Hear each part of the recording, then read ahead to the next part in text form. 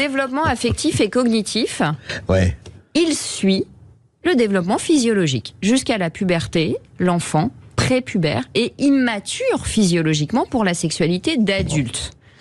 De la même manière, il est affectivement et cognitivement immature pour une sexualité d'adulte.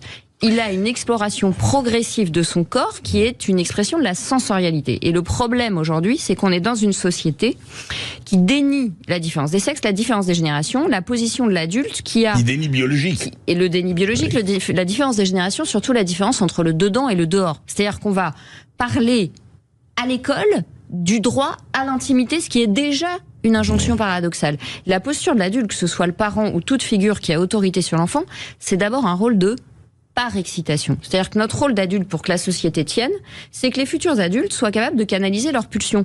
Donc on doit d'abord par exciter l'enfant. Est-ce que ça vous viendrait à l'idée, André, si je vous confie pendant quelques heures un petit enfant de 9 mois, de lui donner de la viande non moulinée ? Non, parce qu'il n'a pas de dents. C'est-à-dire que notre rôle d'adulte, c'est de présenter la réalité à l'enfant au fur et à mesure de ses capacités d'assimilation.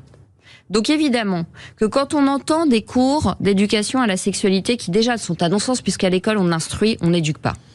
Oui, ensuite, je pense que on est vraiment dans une technocratie qui dénie toute l'expertise scientifique aujourd'hui des connaissances pédiatriques et neurobiologiques. Et court-circuiter les théories sexuelles de l'enfant et son imaginaire de où j'étais avant de naître, il y a la théorie du cloaque, il y a plein d'interrogations avec ce vocabulaire très touchant qui est empreint d'imaginaire et de fantasmes. C'est court-circuiter justement la possibilité pour lui d'arriver à un désir.